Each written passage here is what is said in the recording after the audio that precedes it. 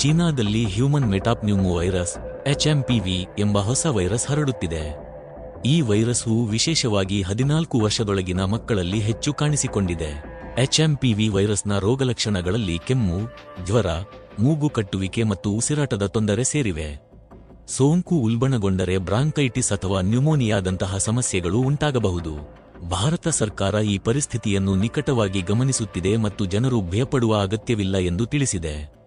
ಆರೋಗ್ಯ ಸೇವೆಗಳ ಮಹಾನಿರ್ದೇಶನಾಲಯದ ಡಾಕ್ಟರ್ ಅತುಲ್ ಗೋಯಲ್ ಅವರ ಪ್ರಕಾರ HMPV ಶೀತ ಮತ್ತು ಕೆಮ್ಮು ಉಂಟುಮಾಡುವ ಇತರೆ ಉಸಿರಾಟದ ವೈರಸ್ಗಳಂತೆಯೇ ಇದೆ.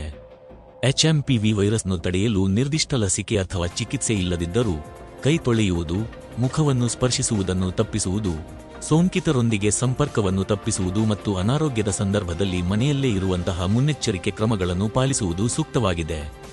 ಚೀನಾದಲ್ಲಿ ಈ ವೈರಸ್ ಪ್ರಕರಣಗಳು ಹೆಚ್ಚುತ್ತಿವೆ, ಆದರೆ ಭಾರತದಲ್ಲಿ ಇದುವರೆಗೆ ಯಾವುದೇ HMPV ಪ್ರಕರಣಗಳು ವರದಿಯಾಗಿಲ್ಲ. ಆರೋಗ್ಯ ಇಲಾಖೆ ಪರಿಸ್ಥಿತಿಯನ್ನು ನಿಕಟವಾಗಿ ಗಮನಿಸುತ್ತಿದ್ದು ಅಗತ್ಯ ಕ್ರಮಗಳನ್ನು ಕೈಗೊಳ್ಳುತ್ತಿದೆ.